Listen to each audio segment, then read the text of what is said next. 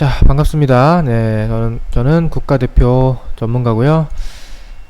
우리 고수의 추천 주식, 매주 수요일 이 시간에 공개 방송을 진행을 합니다. 지난주 방송에서는 제 기억에 많은 분들이 방송에 좀 늦게 들어오시거나 별로 참여자가 많이 없었거든요. 네, 보니까 오늘은 참여자가 좀 많아요. 네, 그만큼 지금 시장이 좀 어렵고 굉장히 좀 궁금하고 답답하다, 이렇게 느끼시는 분들이 많은 게 아닌가, 그렇게 생각이 됩니다. 지난 한 주간 또 많은 일들이 있었죠, 여러분들.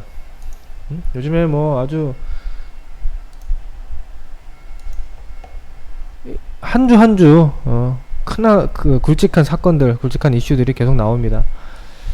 자, 제가 지난주 공개 방송을 어디서 했냐면, 여러분들 기억나실지 모르겠어요. 이날이에요, 이날. 제가 이날 이 코스피 지수가 이 노란 이평선, 20일 이평선을 장대 음봉으로 몸통으로 이탈하는 거를 보고, 이거는 안 좋은 겁니다. 그래서 일단 조심해야 합니다. 이렇게 말씀을 드렸거든요. 그게 이제 지난주 방송의 가장 첫 번째 핵심이었죠. 기억나시죠, 이거? 이건 안 좋은 시그널이다. 근데 결과적으로 보면은 왜 이런 흐름이 나왔을까요? 결과적으로 악재가 있었죠, 우리나라에. 일본이 이제 뭐 경제 보복, 경제 제재를 가하면서 또 한번 이제 좀 불확실성에 빠지고 시장이 크게 하락하는, 그런 상황을 우리가 또 맞이하게 됐는데, 결국에 그런 것 같아요. 시장이라는 거는 가장 똑똑하고 빠르다. 우리가 이 당시에 이 7월 초에 일본이 무역 보복을 할 거니까 주식을 팔아야 된다라고 생각하는 거는 굉장히 어려운 일이죠. 그거 어떻게 다 예상합니까? 구체적으로 보복을 한다고 해서 뭐 어떻게 할 것인지 그런 것들도 우리가 알 수가 없는 거고, 당연히. 근데 시장에서는 왜 가장 이 시장을 컨트롤하는 뭐 세력들, 메이저 기관, 외국인들이 가장 정보력이 빠르고 똑똑하기 때문에, 그리고 그들이 움직이는 돈들이 가장 똑똑하고 가장 냉정하고 가장 빠르기 때문에, 결국 이걸 보면은 우리가 어느 정도 이제 좀 대응을 할 수 있는 거죠, 예측을 못 하더라도. 그래서 제가 이제 이렇게 말씀을 드렸는데, 좀 조심하자, 이렇게 말씀을 드렸고요. 그 내용이 이제 어딨냐면은, 이거예요.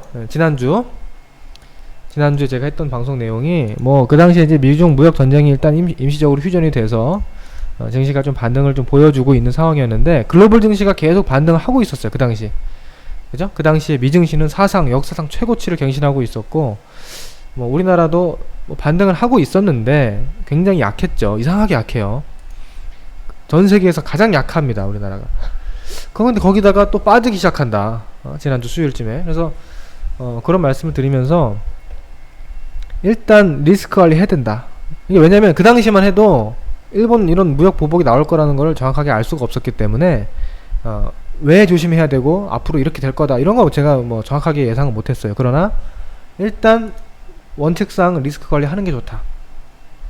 일부 현금을 좀 만들어 놓고 조심스럽게 해야 된다. 추가 하락 가능성이 있다, 이렇게 말씀을 드렸고요.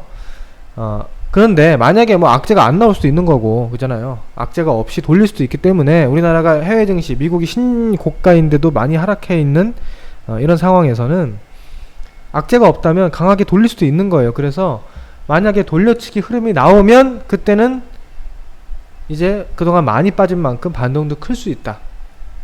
그죠? 그래서 그때는 매수를 또 해야 된다. 이런 가능성을 열어두고 보자, 뭐 이렇게 말씀드렸던 기억이 나요. 근데 결과적으로는 돌려치기가 제대로 안 나왔어요. 돌려치기가 살짝 나오려고 했던 자리가 지난주 금요일날 조금 돌려치기 나올 것 같은 흐름이 있었거든요. 그래서 제가 이때 조금 이제 그런 부분에 대해서 설명을 드리긴 했어요, 채팅방에서. 저희 VIP도 이때 조금 매수한 게 있어요, 종목. 그때 현금을 뭐 많이 투입한 건 아니지만, 여기 돌릴 수 있겠네 해서 그 당시에 이제 코스닥 레버리지를 좀 중타반에서는 살짝 들어갔었고 뭐 했었는데, 결국에 그 다음날 여기 월요일날 다 손절을 해버렸어요 그냥. 예. 아니다 이거 아니구나, 아니구나 해서 손절을 해버렸고, 뭐 돌려치기가 나올 것처럼 하다가 안 나온 거죠. 결과적으로는 일본의 무역 보복이라는 게 이제 좀 크게 쟁점화가 됐죠. 크게 이슈가 되면서 이거 큰일 났다. 이제 IT 쪽에 1차 제재 이후에 뭐 추가적인 제재 가능성도 있고, 이렇게 되면 이거 어떻게 되는 건가, 이런 이제 불확실성에 빠지게 된 거죠. 그래서 그런 부분들 제가 한번 다시 정리 한번 해드리겠습니다. 자, 지난주엔 그랬어요. 근데 결국에는 어느 정도 제가 우려했던, 걱정했던 부분들이 현실이 됐고요. 현재 상황은 어떤 상황이냐면, 자, 뭐 여러분 다 뉴스를 보셨죠? 요즘에 이 일본 관련된 사안은 뭐 주식 하시는 분들이라면 뉴스 뭐 다 보셨을 거라 생각해요. 이것도 뭐 관심 없이 그냥 뭐 맨땅에 헤딩 하시는 분은 없을 거 아니에요. 근데 좀 어설프게 아시는 분들도 계시고 자세하게 아시는 분들도 계실 텐데, 제가 뭐 간략하게 설명드릴게요. 뭐 너무 길게 하면 또 쓸데없으니까. 자, 우선은 일본이 이제 우리나라와 이제 과거 역사 문제 때문에, 뭐 글쎄 뭐 약간 정치적인 관점에 따라서 이거는 또 달라질 수가 있는데, 일본은 또 일본 나름대로 정당한 경제적인 대응을 하고 있다, 이렇게 보시면 됩니다. 막무가내로 뭐 이렇게 하고 있는 건 아니에요, 솔직히. 다 이유가 있고 원인이 있는데, 어쨌든 이건 이제 뭐 경제 보복이라고 하는데요. 뭐 그래서 경제 보복이라고 하긴 좀 그렇고요. 이거는 이제 경제 제재 정도로 표현하는 게 원래는 맞고, 수출 금지가 아닙니다. 그러니까 여러분, 우리가 예전에 사드 배치한다고 했을 때 중국이 했던 게 약간 이제 그게 막장인 거예요. 아니 어쩔 수 없이 우리가 사드 배치를 해야 되는, 동맹국인 미국의 어떤 그 상황 미국의 요구와 상황 때문에 사드 배치를 해야 되는데, 그걸 한다고 해서 막 한국 기업들을 그냥 완전히 그냥 차단해 버리고, 그거는 좀 막장이죠. 그거는 원래 그러면 안 되는, 그거 막장이에요. 수입 금지하고 막 이렇게. 근데 지금 일본이 하고 있는 일은 뭐냐면, 수출 금지, 수입 금지가 아니라 우리나라에 제공했던 수출 혜택들이 많아요. 특혜. 왜? 우리나라는 일본의 우방국이니까, 가장 옆나라, 가장 신뢰가 있는 우방국이니까 우리나라한테만 줬던 여러가지 이제 좋은 그런 혜택들이 있는데, 그걸 없앤 겁니다. IT 쪽을 시작으로. 그러니까 안 하겠다는 건 아닌데, 근데 그 자체가 이제 수출에 대해서 좀 제한을 하겠다라는 의중이 있는 거죠, 당연히. 근데 이거는 막무가내식 제재가 아니라 줬던 혜택을 없앤 거고, 그냥 일반적인 다른 나라와 평등한 수준에 맞춰서 무역을 하겠다라는 거기 때문에, 이건 사실 뭐 할 말이 없는 거예요, 어떻게 보면. 그러니까 우리나라가 일본의 화이트리스트예요, 화이트리스트. 블랙리스트의 반대죠. 화이트리스트인데 그 혜택을 없앤 겁니다. 그러니까 이거는 우리나라가 이제 아시아 국가 중에는 일본의 화이트리스트로는 유일한 국가예요, 원래. 유일하게 줬던 그 혜택을 이번에 이제 좀 외교적으로 신뢰에 문제가 생겼다, 이런 이제 명분을 삼아서 없앤 거죠. 그러니까 이거는 뭐 WTO에 제소한다고 해도 안 되는 겁니다, 이거는. 그럼 뭐 혜택을 달라고 요구하는 거는 받아들여지지가 않죠. 그죠? 혜택을 빼는 거야 뭐 일본 자유지, 뭐 그걸 우리가 강요할 수는 없잖아요, 혜택을. 아무튼 그런 상황이고, IT 소재 쪽으로 1차 제재가 들어왔습니다. 근데 이제 문제는 뭐냐면, 그 IT 쪽으로 들어온 분야가 어떤 분야입니까? 반도체를 중심으로 한 IT 쪽에 가장 우리나라가 뼈아픈 분야, 일본이 아니면 대체할 수 없는 그런 분야들, 그런 쪽으로 딱 공격이 들어온 거예요. 그쪽 관련 부품 뭐 여러 가지가 있습니다만은, 일본의 그 시장 점유율이 거의 80%에서 90%에 육박하는 그런 부품 소재들이란 말이죠. 여러분, 세계 시장 점유율 80%로 90%가 어떤 걸 의미하는 겁니까? 이건 대체가 안 된다는 거예요. 그냥 전 세계에서 일본이 좋아서 일본 거를 써주는 게 아니라 일본만이 그 정도 기술력으로 그 정도 퀄리티를 만들 수 있기 때문에 그걸 쓰는 거죠. 그죠? 우리나라 반도체가 세계 1등이라고 하는데 우리나라 반도체 시장 점유율이 8, 90%가 안 돼요. 응? 근데 일본의 그쪽이 그쵸, 독점이죠, 독점. 그러니까 일본의 제품을 안 쓰면 우리나라의 이 첨단 반도체, 첨단 이 스마트폰 이런 것들을 이 정도 퀄리티로 생산하기가 어렵다는 거죠. 그래서 그게 이제 뼈 아픈 거고, 또 문제는 뭐냐면 여기서 그치는 게 아니라 이제 두 번째, 세 번째, 뭐 네 번째가 될 수도 있고, 뭐 10번째가 될 수도 있겠죠. 앞으로 어떤 카드가 어떤 공격이 더 들어올지 알 수가 없다는 점. 뭐 지금 이제 시장에서 얼핏 예상하기로는 또 그 다음 일본의 수입 의존도가 큰 기계 쪽 부품, 그리고 뭐 그런 쪽, 그 다음에 뭐 금융 쪽을 제재할 수 있다라는 얘기도 있어요. 네, 뭐 이거는 뭐 확인된 게 없죠. 근데 이건 다 썰이기 때문에, 근데 가능성은 다 있습니다. 뭐 일본이 어느 쪽을 공격할지 우리가 알 수가 없잖아요. 근데 만약에 금융 쪽에 좀 그 공격이 들어온다 그러면은 또 이것도 증시에 또 상당히 큰 충격을 줄 수도 있는 그런 사안이죠. 근데 이제 이런 부분들은 사실 어제 그저께 좀 돌았어요. 어제 그저께 뉴스화 되면서 시장이 좀 알려졌기 때문에 어제 그저께 시장 급락에 좀 이런 부분들은 어느 정도 반영이 된 것도 있지 않나, 이런 생각을 좀 하는데요. 어쨌든 굉장히 좀 어려운 상황을 맞이하고 있습니다, 우리나라가. 그 전에 우리나라가 지난 6월 달에는 뭐예요?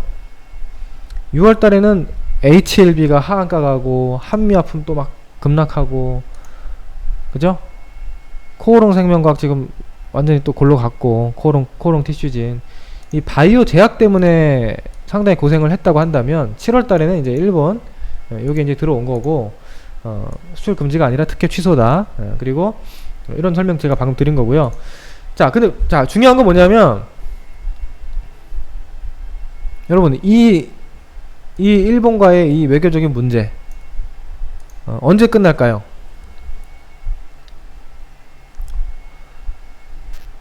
알 수가 있나요, 여러분들? 뭐 물론 빨리 끝나기를 바랍니다. 그쵸? 뭐 그리고 어떻게 끝날지도 모르죠. 그러니까 무슨 말이냐면, 우리 주식시장에는 항상 악재가 있어요. 뭐 악재가 없었던 적이 있습니까? 항상 악재가 있고 불확실성이 있죠. 그런데 대부분의 그런 악재는 어느 정도 예상이 가능합니다. 중국이 무역 전쟁을 하는데, 이렇게 해서 이렇게 되겠구나. 언제쯤 이렇게 협상을 할 것 같고, 그때 잘 안 되면 이렇게 될 것 같고, 잘 되면 이렇게 될 것 같고, 이게 예상이 되잖아요. 여러분, 그래요, 안 그래요? 근데 이제 이 미중 무역 전쟁도 초반에는 예상이 안 됐어요, 제대로. 이게 도대체 언제까지 어떻게 확대될지 예상이 안 됐어요. 그러니까 그때는 이 시장이 폭락을 한 거예요. 뭘 어떻게 될지 모르잖아요. 근데 이제는 알죠. 이제는 대략 밑그림이 나왔죠. 최악이 돼봐야 이 정도. 그리고 언제 뭐 지난 6월 말에 G20에서 회담하면 뭐 결과가 나오겠구나. 근데 지금 일본 관련 문제는요, 이게 도대체 언제 결판을 질지, 뭐 어디까지 공격을 할지, 뭐 어디를 공격할지. 그리고 만약에 차라리 악재가 정해져 있으면 그게 다 나오면 끝나요. 예를 들어서 브렉시트가 악재다. 브렉시트가 악재였던 적이 있었죠. 그럼 브렉시트가 결정이 됐어요. 그럼 뭐예요? 그럼 끝이에요. 끝났잖아. 브렉시트 결정 끝이에요. 트럼프가 대통령이 당선되면 악재다. 트럼프가 대통령 당선됐어요. 그럼 뭐예요? 그럼 끝이에요. 뭐 예를 들어서 우리나라 한국의 뭐 신용 등급이 뭐 내려갈 수 있다. 그래서 주가가 막 하락하고 있어요. 그럼 우리나라 신용 등급이 내려갔어요. 그럼 끝이에요. 더 이상 없잖아요. 근데 이게 지금 현재 이 상황은 끝을 알 수 없는 상황이다. 물론 뭐 이 상태로 끝나면 끝날 수도 있겠죠. 이 상태로 1차 공격만 하고 일본이 뭐 살짝 이제 화해 제스처를 취한다든지, 우리나라가 또 적극적으로 이 손을 내밀어서 화해를 한다든지, 그러면 다행인데 그게 알 수가 없다. 그래서 이제 불확실성이 굉장히 큰 거예요. 그죠?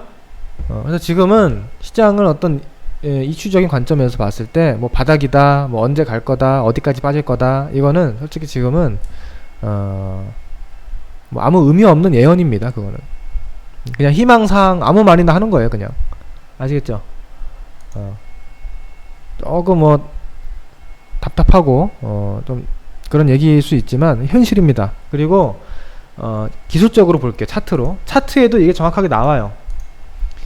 뭐 주식을 어느 정도 하신 분들, 조금 이제 차트를 보실 줄 아는 분들은 이 얘기가 이해가 되실 겁니다. 여러분 지금 차트 코스피 지수 이렇게 내려와서 살짝 쿵 여기서 멈췄다가 이렇게 내려가고 있죠. 오늘 살짝 양봉 나오다가 또 윗꼬리 달고 음봉으로 끝났습니다. 이거 뭐 바닥 시그널입니까? 여러분들? 뭐 의미 있는 아주 뭐 멋있는 반전 시그널이 나왔나요? 전혀 아니죠. 뭐 밑꼬리가 길게 달린 음봉이라든지 뭐 장대 양봉이라든지 뭐 그런 게 전혀 아니잖아요. 그냥 이건 뭐예요? 이거는 그냥 하락 진행 중이에요. 하락 진행 중. 요런 거. 그냥 하락 진행 중. 아무것도 아닌 거야, 그냥.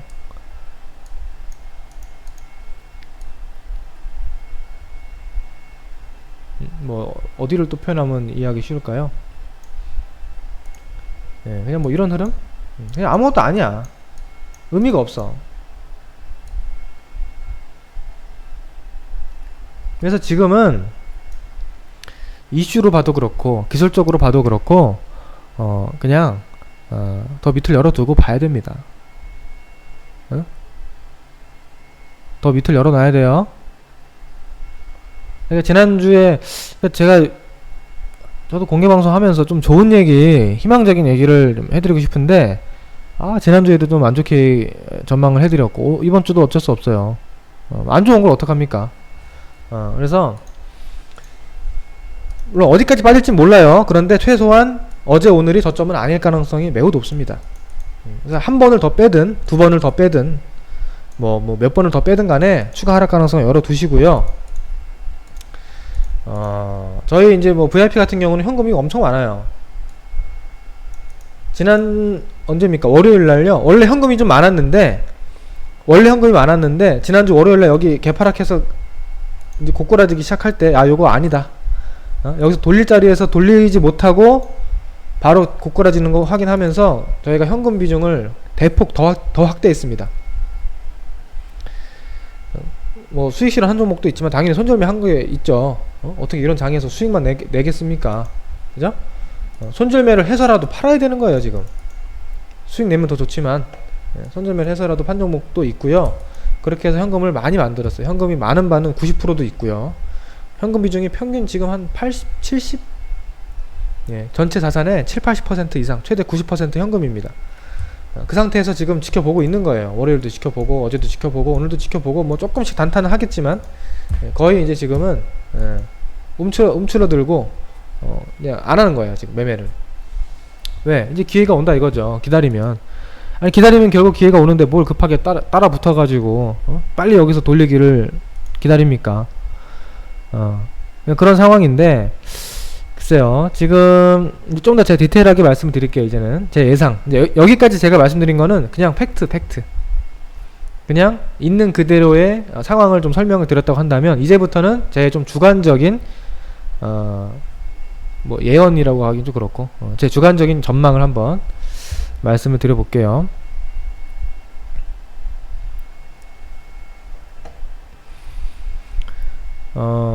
우선은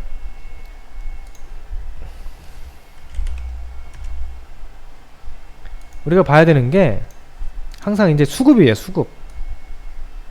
왜냐하면 여러분 기억나실지 모르겠지만 작년 요 10월달 있잖아요. 10월 29일 10월 30일 작년 이때가 정말 지옥같은 이틀이었죠.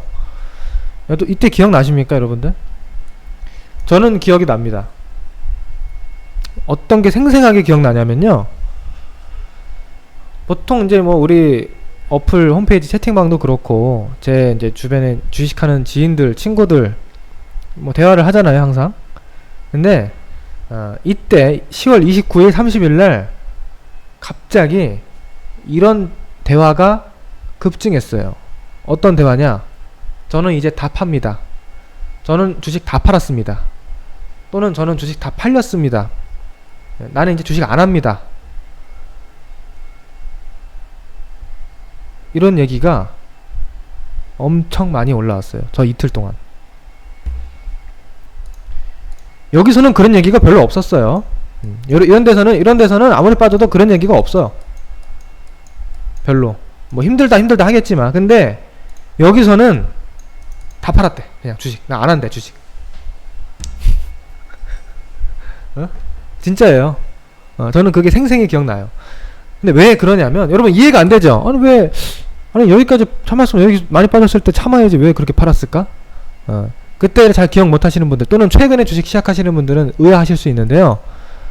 이 공포라는 거는요, 보세요. 이때 증시가 3% 빠지고, 이 다음날 또 3% 빠지고, 그 다음날 또 3% 빠지고, 그 다음날 4% 빠지고, 그 다음날 5% 빠지고. 여러분 오늘 코스닥 지수 몇 프로 빠졌어요? 최근에 많이 빠져봐야 3% 2%예요 1% 2% 3%.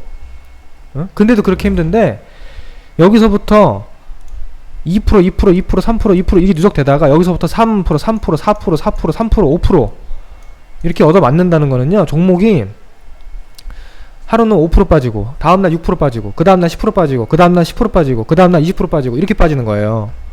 물론 많이 빠지는 종목에 한해서 덜 빠진 종목도 있겠지만, 이거는 그걸 계속 보고 있으면 이제 그냥 하기 싫은 거죠, 주식을.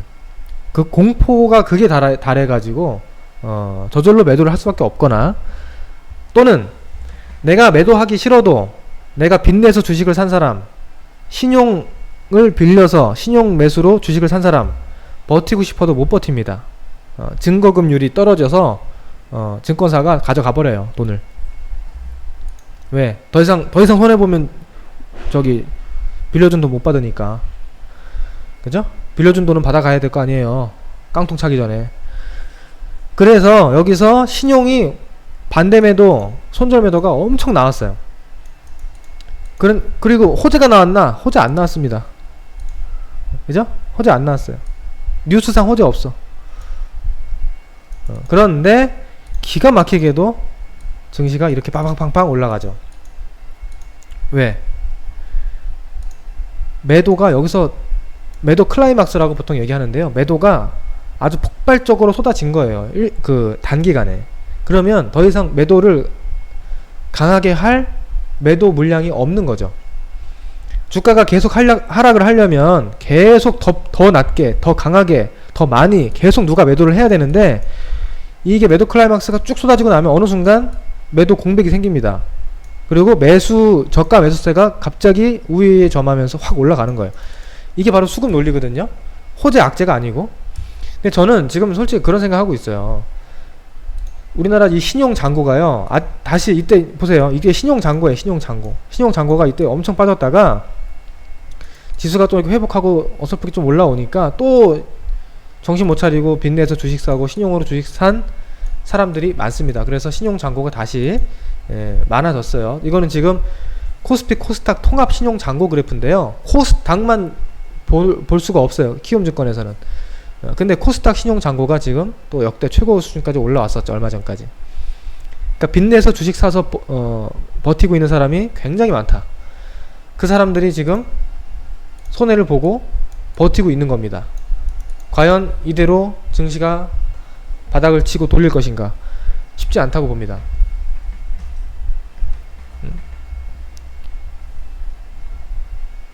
쉽지 않아요, 이거. 그러니까 언제나 악재가 나오고 하락장 때마다 신용 반대 매도를 유도하고 돌리는 건 아닙니다. 항상 그런 건 아닌데, 이번 코스는 그럴 가능성이 좀 있다고 봐요. 왜? 악재의 규모도 좀 있고 불확실성도 있고, 좀 여러모로 봤을 때 이번엔 조금 과격한 하락이 나올 수도 있다고 봐요, 저는 솔직히. 그래서 이렇게 어설프게 그냥 이렇게 예쁘게 좀 빠지다가 예쁘게 돌아서는 이런 흐름보다는 좀 과격한 변동이 있죠. 확 뭐 이 정도까지는 아니지만, 이 정도까지는 아니라고 봅니다만, 이렇게까지는 아니라고 보더라도 좀 과격한 변동, 하루에 막 변동성이 마이너스 3% 이상 막 3, 4%확 지수상으로 예, 그런 변동이 한번 싹 나오면서 지수가 반전을 하지 않을까 궁극적으로 저는 그렇게 개인적으로 좀 보고 있고요. 제 개인적인 전망이 틀리길 바랍니다만 일단 저는 그렇게 보고 있고, 그럼 어디까지 빠질 거냐? 솔직히 코스닥으로 보면은 모르겠어요. 어디가 저점인지, 여기가 저점인지, 뭐 여기가 저점인지. 근데 뭐 그렇게 된다면 여긴 깨겠죠. 여기가 뻔히 보이는 전저점이잖아요, 여러분들. 누구나 볼 수 있는 전저점. 누구나 예상할 수 있는 전저점은 깨질 가능성이 높죠. 그래야 손절매가 나오니까. 그래야 공포의 매도가 쭉 나오죠. 그래서 여기를 깨는, 그렇다고 여기를 깰 것 같지는 않고요, 당장. 그래서 제가 볼 때 한 600 초반선까지는 600 한 뭐 2, 30? 600, 2, 30? 뭐 640? 이 정도까지는 우리가 마음의 문을 열어놔야 된다. 이렇게 보고 있고, 코스닥을 보면 좀 이렇게, 약간 애매해요, 그래서. 그래서 뭘 저는 보냐면, 코스닥 150을 봅니다. 자, 여러분, 코스닥 150.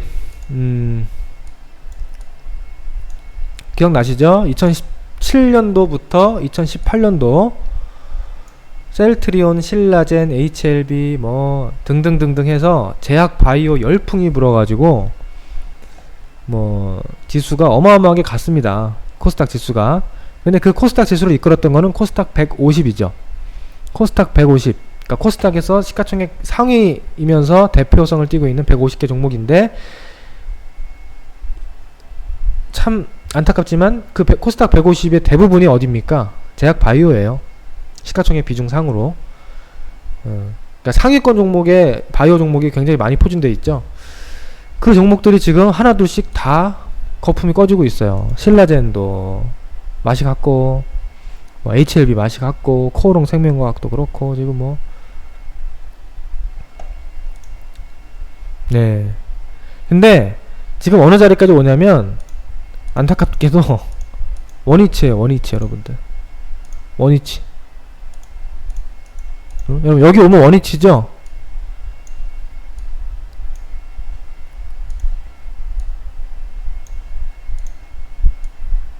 저는 이번 코스에 이 원위치까지도 열어놓을 수 있지 않나. 이 원위치 안 옵니다 라고 말을 못하겠어요. 이해되세요? 뭐 그래 봐야 얼마 안 남았어. 뭐 여기서부터 여기까지 여러분들이 지켜보셨는데 뭐 이걸 못 참겠습니까? 뭐 구분응선 온 거지 뭐. 네. 아무튼 여기까지 만약에 원위치까지 오면 이제 좀 증시가, 물론 여기서 뭐 다시 이렇게 급등한다 이건 아니죠, 당연히. 그죠? 원위치 왔으니까 다시 여기까지 올라갑니다 이게 아니라, 그래도 하락은 좀 멈추면서 여기서 좀 반등 파동을 좀 만들어주는 그런 국면은 오지 않겠느냐. 그 정도로 일단 보고 있거든요. 네. 아무튼 그렇게 봤을 때는 지금 우리가 주식을 여전히 급하게 매수하고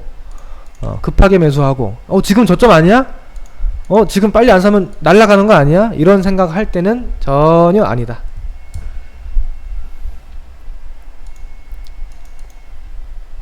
대신에 뭐 이거는 이제 제 예상일 뿐이죠. 안 맞을 수도 있고요. 뭐 맞을 수도 있고, 또 이건 지금 뭐 외교적인 문제 여러 가지가 또 복합적으로 섞여 있기 때문에, 만약에 우리나라 정부에서 외교를 잘하고 뭐 일본이랑 잘 되면 제 예상이 틀리고 반등이 빨리 나올 수도 있습니다. 또는 뭐 변수는 많아요. 그러니까 우리가 미래를 정확하게 알 수가 없는 게, 갑자기 내일이라도 셀트리온이 뭐 몇십조 원짜리 수출 계약을 따내요, 갑자기. 그럼 어떻게 돼요? 셀트리온 헬스케어 급등하겠죠. 그럼 증시 올라가겠죠. 지수는 뭐 셀트리온 쪽만 올라가겠지만. 그러면 제 예상 틀려요. 근데 이제 그런 거 우리가 알 수가 없는 거예요. 그런 거는 이제 뭐 미래는 알 수가 없지만, 그래도 일단은 이 정도 문을 열어두고 보시는 게 좀 좋지 않겠느냐, 그런 좀 뜻에서 설명을 드렸고요.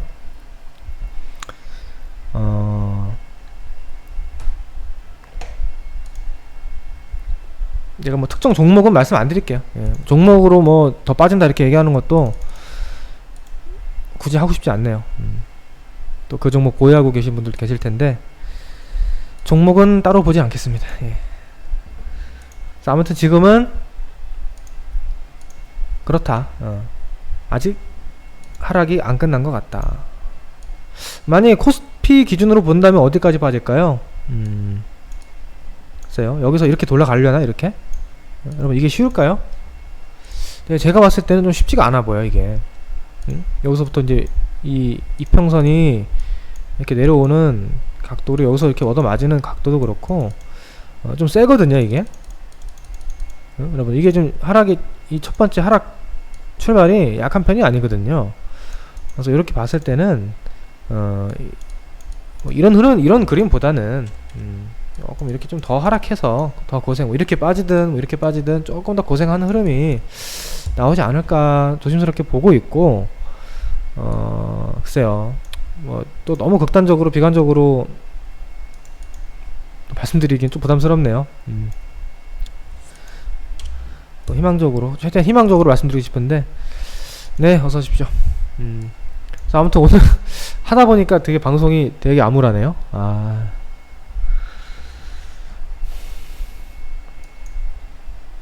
하다 보니까 이렇게 됐네. 예, 아무튼 자 여기까지 제가 시장 설명을 대략 드렸습니다. 지금은 현금 비중 좀 크게 가져가야 되고요. 단기 대응 해야 됩니다. 리스크 관리 해야 돼요. 아직은 투매가 나오거나 요게 핵심이죠. 그러니까 뭐 아주 시원한 투매가 나오거나 아니면 야 이거 진짜 돌려치기 나왔다. 이거는 정말 확률 높은 반전 시그널이다 할만한 흐름이 나오기 전까지 그냥 애매한 흐름에서는 그냥 지켜보면서 확인을 해보자. 이게 오늘 결론입니다. 자 여기까지 이해되시는 분들 3번. 오늘 뭐 중요한 내용 다 한 거예요.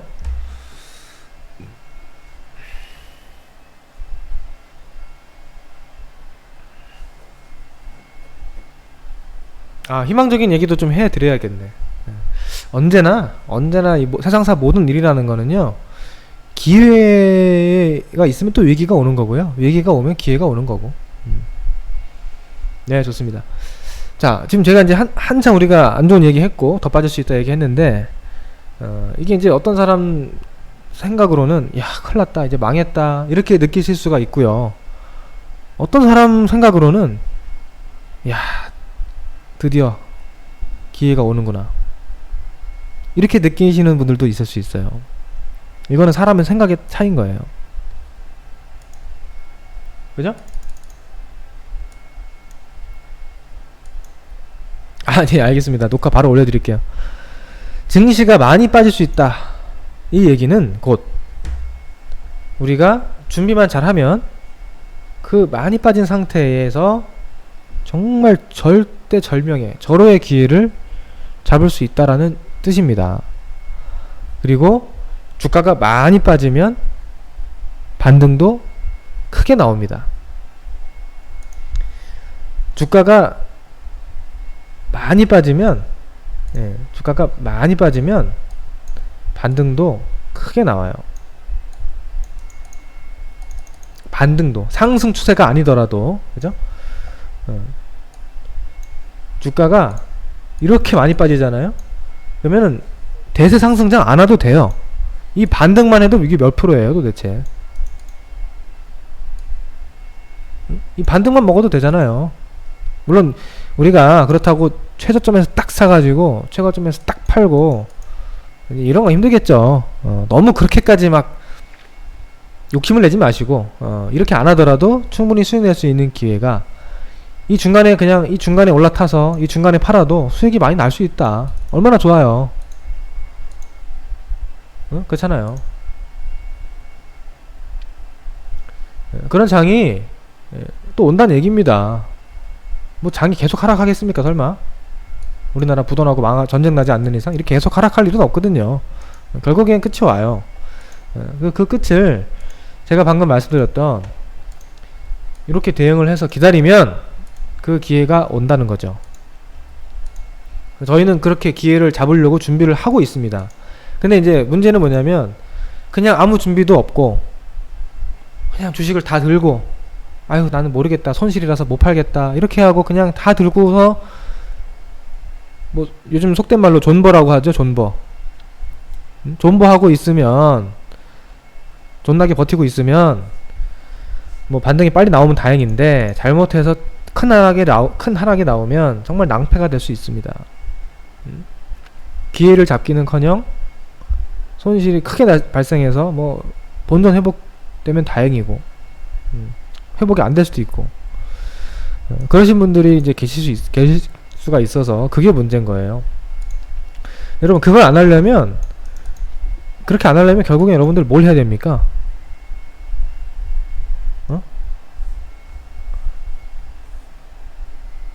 그렇게 다 존버 안 하고 현금을 만들어서 기회를 잡기 위해 준비하려면 뭘 해야 됩니까? 둘 중에 하나예요. 그렇죠. 손절매를 해서 현금을 만들든지 또 다른 방법 뭐가 있습니까? 전 종목 수익 나면 돼요.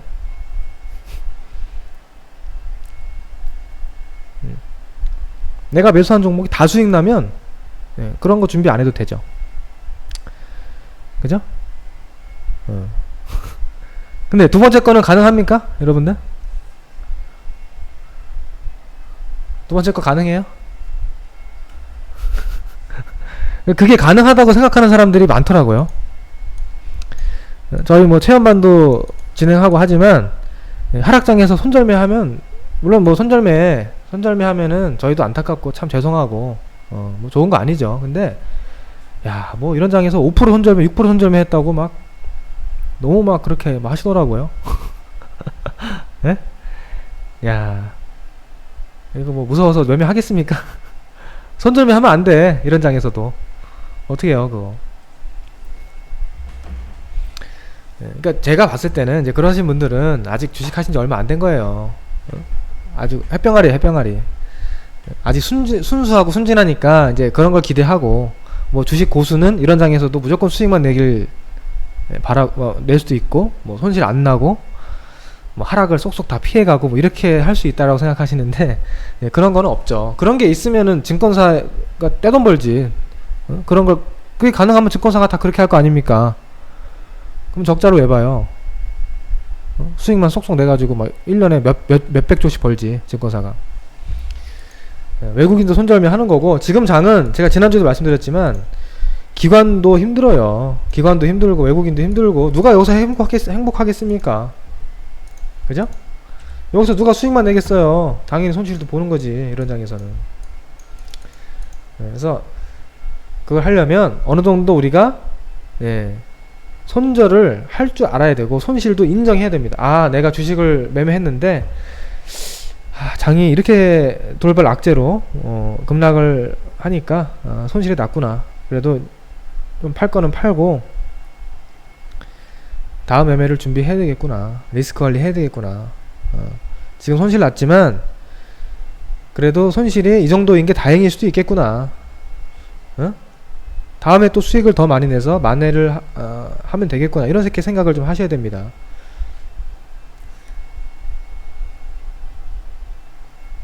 막상 손실이 막 30% 나잖아요. 그럼 그때는 어떤 생각합니까? 마이너스 30%씩 이렇게 물려 계신 분들도 많이 있을 텐데 그러신 분들은 아마 지금쯤 아이고 저거 마이너스 10%대라도 팔걸 이런 생각 할 거 아니에요. 그죠? 근데 마이너스 10%대 파는 것도 막상 그 당시에는 기분이 나빠요. 마이너스 10%대 손절매 할 때는 아이고 마이너스 한 5%대 팔걸 이런 생각도 하겠지만 마이너스 5%대 팔아도 막상 기분 나빠요. 사람의 이 심리 욕심은 끝이 없기 때문에 어쨌든 그런 걸 우리가 또 잘 컨트롤 해야 되고요. 아무튼 시장이 어렵습니다. 어렵고 당분간 조금 더 어려운 장이 이어질 가능성이 좀 있다고 제가 설명을 드렸습니다. 오늘 방송. 그럼에도 불구하고 또 지금 아까 제가 희망적인 부분도 설명드렸는데 어떤 게 희망적이냐면 지금 우리나라 시장이요 너무 많이 빠졌어요. 진짜 이거는 말이 안 돼. 진짜 제가 주식 12년 이상 했지만 우리나라 시장이 미국 시장이랑 비교했을 때 이렇게까지 디커플링, 이건 디커플링도 아니고요. 이건 디커플링이라는 단어로 표현이 다 안 돼요. 말이 안 돼요, 완전히. 미쳤어. 미증시가 사상 신고가인데, 아니, 어떻게 우리나라가 이렇게 빠집니까? 정말 너무 심각한 거예요, 이거는. 뭐, 이게 물론 이제 펀더멘털적인 부분이 있죠. 미국은 저럴만 하니까 저러는 거고, 우리나라는 이럴만 하니까 이렇게, 주고 쓰는 거지만, 그래도 정도라는 게 있는 거거든요. 그래서, 이번 뭐 외교적인 문제로 뭐 또 하락장이 좀 더 확대된다면, 예를 들어서 그러면 굉장히 싼 밸류에이션 쪽으로, 지금 코스피 지수 지금도 굉장히 싸거든요. 만약 여기서 수급적인 문제로, 심리적인 문제로 투매가 나오면 굉장히 좋은 기회가 분명히 옵니다. 그게 제가 봤을 때는 7월 말 8월에 올 것 같아요. 7월 말 8월 초에. 제가 한 가지 더 팁 드릴게요. 지금 코스피 지수 이렇게 월봉 보면은 좀 감이 안 오거든요. 여러분, 이거 감이 옵니까? 도끼님, 코스피 지수 월봉 보면은 어디가 저점이 될지, 어디가 딱 변곡점이 될지 감이 옵니까? 뭐 그냥 얼핏 봐서 여기가 될 수도 있는데, 약간 이건 좀 감이 안 와요. 근데 코스닥을 봐도 그렇게 감이 썩 안 와요. 여러분, 코스닥 어디가 저점일까요? 여기 저점일까요? 여기 저점일까? 자, 감이 안 오죠, 약간. 월봉상. 근데 코스닥 150 월봉을 보면 어느 정도 감이 옵니다.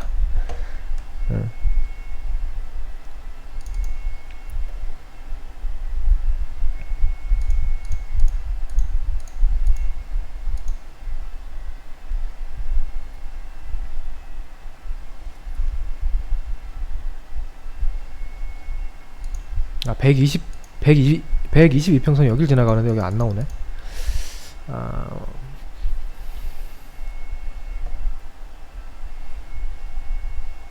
키움이랑 좀 다르구나. 잠깐만요.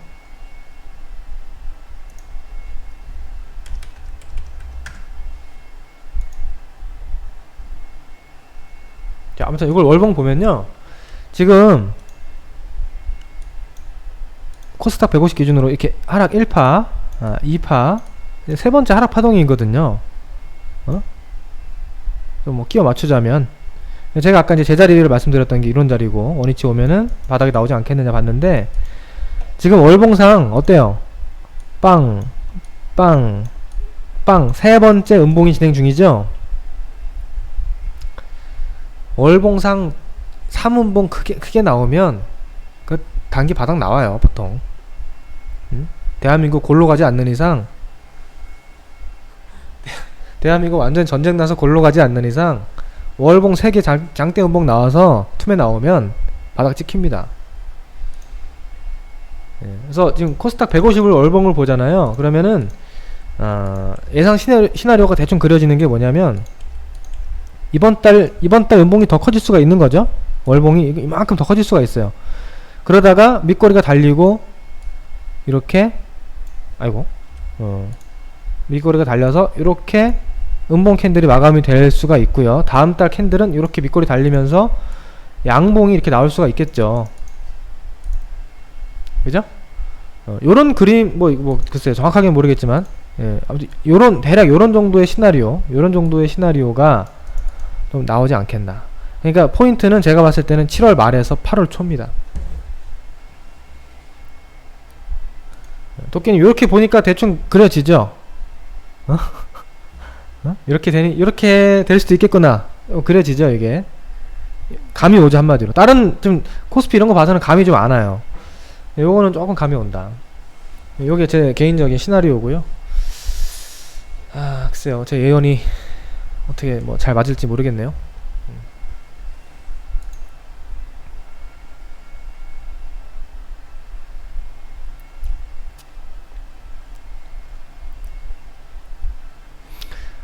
그리고 글쎄요, 하반기는 또 그때 가봐야 될 것 같은데, 여러분들 잘 아시다시피 우리나라 증시가 연말에는 안 좋습니다. 원래 연말에 좋았던 적이 없죠. 이거는 굳이 안 볼게요. 뭐 제가 하도 많이 했던 거라서 올해 연말 되면 또 얘기할 테니까 미리부터 하지 맙시다. 예, 보통 11월 연말 안 좋으니까 11월, 12월은 또 마음을 비워야 되고 1월은 좋으니까 대신 1월, 2월이 좋잖아요. 12월, 11월, 12월이 안 좋고 1, 2월이 좋다.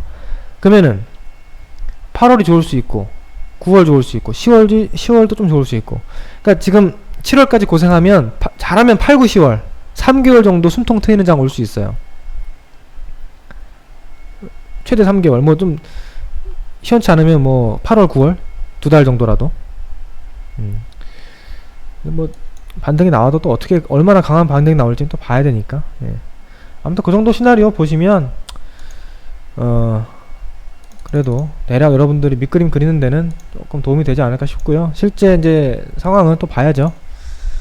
오늘 방송 여기까지 하겠습니다. 조금 설명이 오늘 제가 좀 구체적으로 자세하게 하다 보니까 또 예정보다 좀 길어졌는데요. 힘내시고 이번 이 위기를 여러분들이 또 기회로 잘 활용해서 잘 살아남으시길 바라겠습니다. 저희도 힘들지만 그래도 살아남아야죠. 어떻게요? 응? 살아남아야 됩니다. 이번 코스 잘 살아남고 손실 최소화하면 분명히 기회 옵니다. 그러니까 올해 8월, 9월, 10월도 물론 중요하지만 여러분들 그게 중요한 게 아니고 2020년도 중요하고요. 2021년도 중요하잖아요. 또 이런 장이 있으면 앞으로 어떤 장이 오겠습니까? 이렇게 고생하면 또 나중에 또 좋은 장 와요. 그때까지 여러분들 잘 살아남으시기 바랍니다. 자, 여기까지 하겠습니다. 다음 주에 뵙겠습니다. 녹화 방송은 제가 바로 올려드리겠습니다.